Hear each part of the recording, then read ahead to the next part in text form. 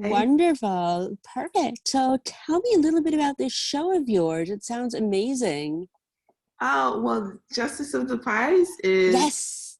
it's part of the suite of films, as you know, called Five, that was commissioned by MasterCard about these amazing women entrepreneurs around the world. And so I was lucky enough to follow Maya Camille Broussard, who is just a force in Chicago. She's like a chef and a entrepreneur and a just generally fantastic Renaissance woman. And she's working um, on food insecurity and like social entrepreneurship, I guess you would call it, in Chicago. So she gives back a lot in terms of dealing with children and doing workshops for children, I should say, about how to eat right and basic things like how to shop at the grocery store, because you wouldn't believe how many kids have never been to a real grocery store. Sorry, I have to cough. You okay? I'm okay. I just had a tickle in my throat. So, the first time I heard the term food apartheid was working with Maya, and it's about a very systemic way that certain communities are basically deprived of access to healthy grocery stores or anything besides like a bodega or a corner store that they can buy healthy food from.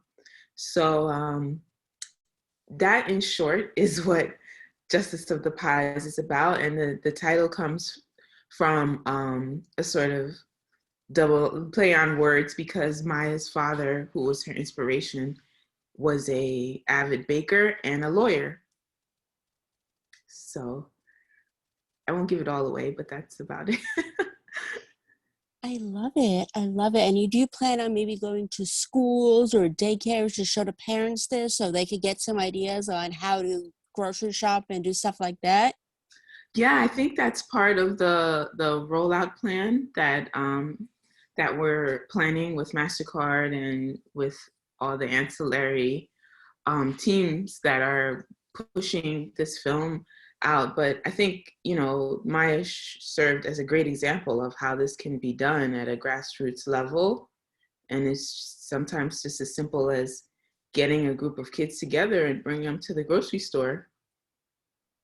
Like a field trip. Yeah, but I Yeah. used to work in one and they used to do that. They would bring the kids in and they would have like a little detective and have them go to each little section and get something. Right. And so a lot of kids in Maya's neighborhood have never had that experience. So she felt it incumbent upon her to take up that task. And that's what she literally does as part of the workshop. And then they actually go back and create something with her help and in the big kitchen, which is amazing for them. So yeah. I love that. I love that. And what would you say was the most challenging part about making this? I guess the most challenging part about making this short film was honestly keeping up with Maya. I always say this because she's, like I said, a force, and she has so many things going on, and we were actually there filming on one of probably the busiest week of her year. So there was like right before Thanksgiving, where everybody wants a pie, right? And then she had several different events going on. So it was a great time to be there. And it was also a challenging time to be there, just to be able to make that connection with the person that you're filming, which is so necessary when you're filming a documentary. So yeah, that was a challenge. And what would you say was the most important thing you learned while making this film? Well, the most important thing I learned, like again, I would say that I never knew the term food apartheid. I learned about what that was and what it looks like. And I learned also that just small, even small steps, we can all make small steps and do small things in our communities and in our businesses to try and support the youth and sort of give back, for lack of a better term. But I think that's the most important thing that I learned, and that there's the impact that that has is really immeasurable on a young person. That you take time to show them what you know, and to engage with them on some very basic life skills. So. I love it. I love it. And we need more of this. Like I said, a lot of people don't, like you said, a lot of people don't know about this, but we really need to educate people. Or they go to the store and they don't know what to buy, what's healthy, what's not. So I think you're making a huge difference. I have to say, I'm really proud of you. Oh, well, thanks. I'm proud of, it's not me, it's Maya. But like, yeah, I mean, if she wasn't doing the work, we wouldn't have anything to show. So like, yeah, we're proud of, I think all of the filmmakers would say that we were extremely proud just to meet these women who who are these kind of forces of nature in their community. Exactly. We need more inspirational women like that. I mean, I think all women are inspirational, but we need more like this specifically. Yeah, for sure. Yeah. And what else are you working on? You have any other projects on the docket?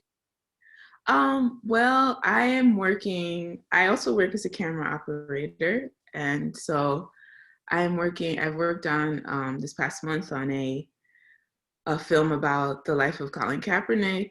And I'm also working on a documentary about um, former child slaves who are working in the community to end slavery in Haiti. And that's also through the same company that produced Five Square Zero films. And so that's actually how I met the director. Um, the creative director of Five was on that film. So we're working hard on that to tell the story of another group of amazing women and men in the community, in another community. But so that's what I'm working on at the moment. And we're just gonna have to have you back to talk about that. Oh, I'd love to. Thank you for Yeah, having me. absolutely. We're definitely gonna have to have you back because that's a very important topic nobody talks about either. So I'm very proud of you. You seem to have all these great ideas and coming up, and you talk to these incredible people.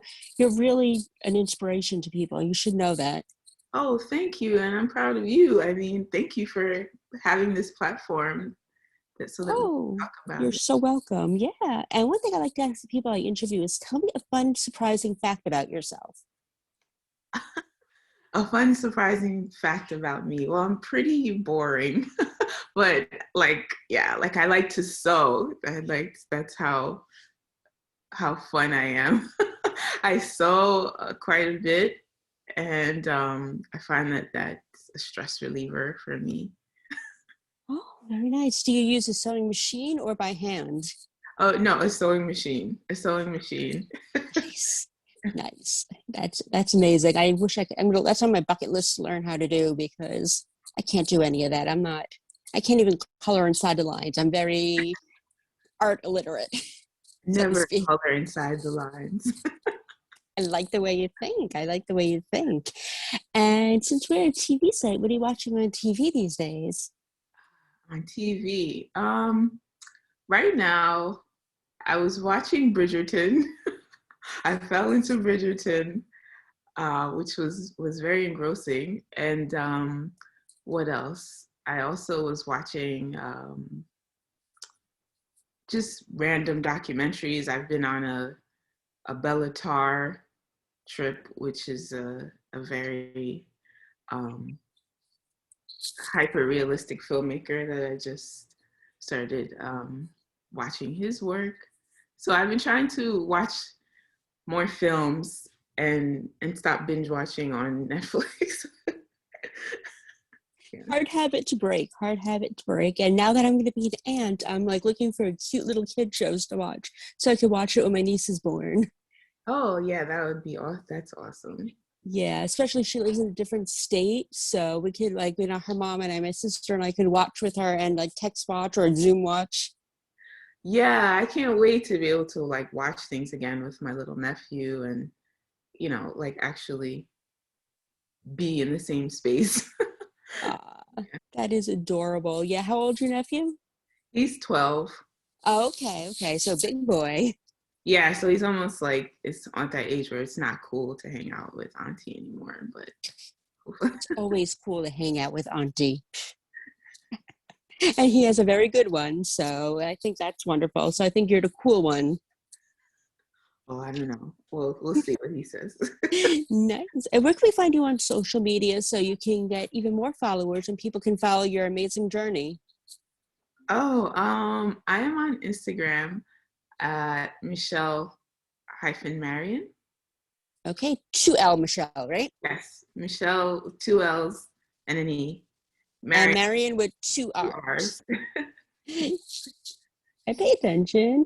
And perfect. Well, thank you, Michelle, for taking the time today. I truly appreciate you and have a wonderful rest of your day. Good luck with your next project. Oh, thank you. Thank you for having me. Of course, anytime. Always welcome.